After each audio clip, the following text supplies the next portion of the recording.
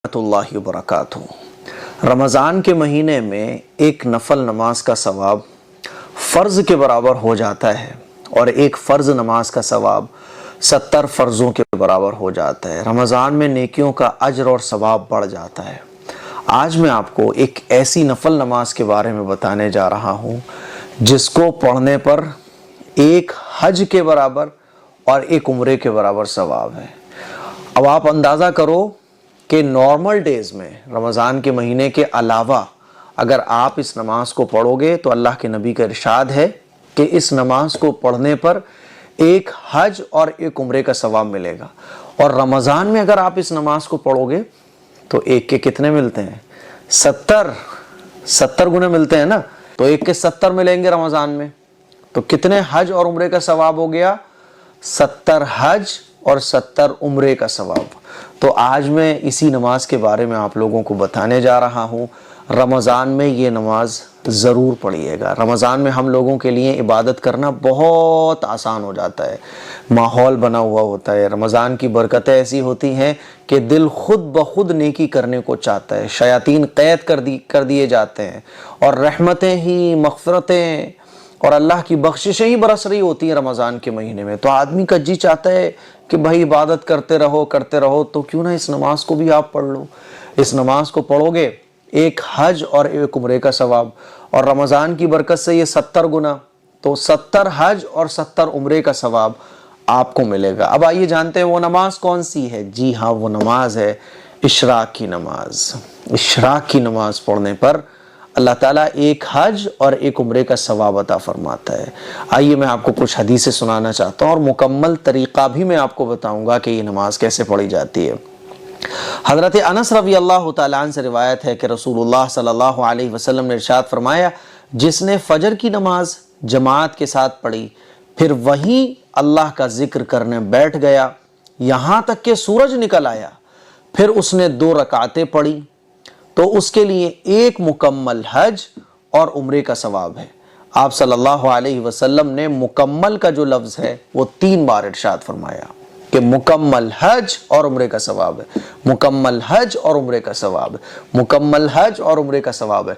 हुजूर तो एक बार इरशाद फरमा दे काफ़ी है, लेकिन हुजूर ने 3 मरतबा इरशाद फरमाया उस बात की अहमियत और इस नमाज की अहमियत बताने के लिए। आइए एक दूसरी हदीस सुनते हैं।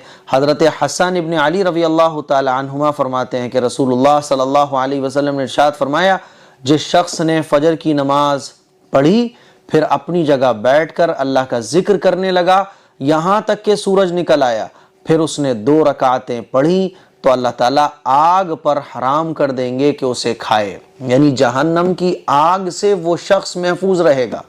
जहन्नम की आग उसके ऊपर क्या हो जाएगी? हराम हो जाएगी। तो मेरे अजीज भाइयों, मेरी बहनों, इशराक की नमाज पढ़ने का इतना बड़ा सवाब है। अब सवाल ये आता है कि इशराक की नमाज का वक्त कब होता है? तो देखिए, फजर की नमाज हम लोग पढ़ते हैं, फजर की नमाज का टाइम ख़त्म होता है, मस्जिद से ऐलान लगता है कि फजर की नमाज का टाइम ख़त्म हो चुका है, अब क़ज़ा नमाज 20 मिनट के बाद पढ़ी जाएगी। तो जब फजर की नमाज का टाइम ख़त्म होता है उसके 20-25 मिनट के बाद जब सूरज निकल आता है तब ये नमाज पढ़ी जाती है। तो सूरज के तुलू हो जाने के 15-20 मिनट के बाद 2 रकात या फिर 4 रकात इशराक की नियत से पढ़ने पर एक हज और एक उम्रे का सवाब मिलता है। तो मेरे अजीज भाइयों, मेरी बहनों, रमज़ान के महीने में हम और आप सहरी करते हैं, फजर की नमाज पढ़ते हैं और फजर की नमाज पढ़ के चादर ओढ़ के सो जाते हैं। थोड़ा सा सब्र कर लो। सब्र करने पर क्या मिलेगा?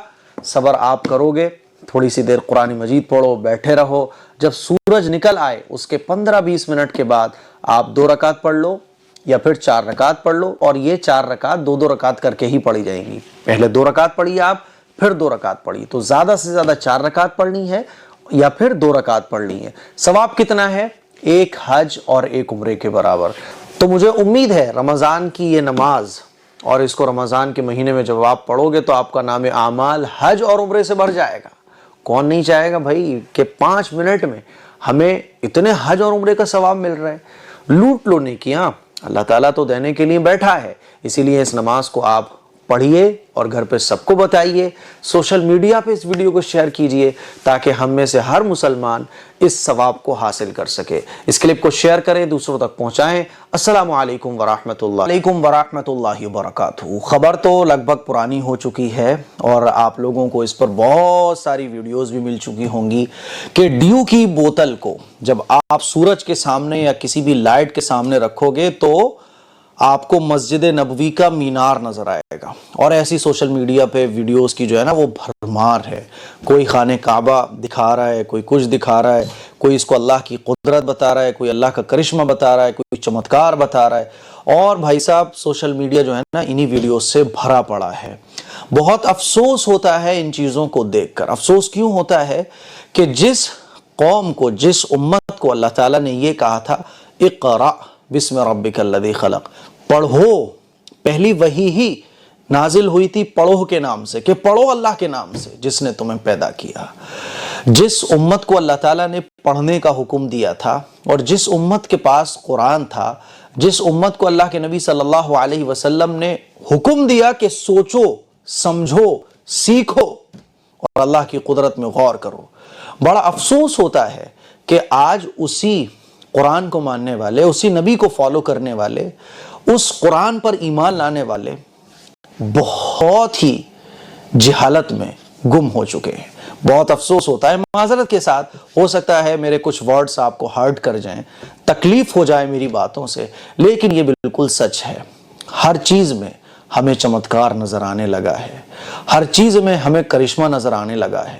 یہ قرآن جو 30 پاروں کا ہمارے گھر میں رکھا ہوا ہے، یہ جو کھلا ہوا معجزہ ہے 1400 سال پرانا، یہ ہمیں معجزہ نظر نہیں آتا۔ یہ جو ہماری ہدایت کے لیے نازل ہوا تھا، اس کو ہم نے آج سمجھ کر کبھی پڑھا ہی نہیں ہے۔ اس کا سب سے زیادہ محنت کرنے والے صحابہ اکرام، سب سے زیادہ علم والے صحابہ اکرام، سب سے زیادہ علم سیکھنے والے، ہم کیا ہیں؟ بس انہی چیزوں کو لے کے بھاگتے دوڑتے رہتے ہیں۔ اللہ کا کرشمہ نظر آ گیا، اللہ کا قدرت نظر آ گئی۔ اللہ کی مدد اسی جہالت کی وجہ سے آج ہم لوگوں کے ساتھ نہیں ہے۔ طلب العلم فریضۃ علی کل مسلم، کہ علم دین کا حاصل کرنا ہر مسلمان پر فرض ہے، اور دنیا کا علم حاصل کرنا بھی ضرورت کے بقدر ہر مسلمان پر فرض ہے۔ میری آپ لوگوں سے گزارش ہے کہ ان تمام جہالت کے کاموں سے نکلو۔ سوشل میڈیا جہاں ایک اچھا پلیٹ فارم ہے، وہیں جو ہے سوشل میڈیا کے بہت سارے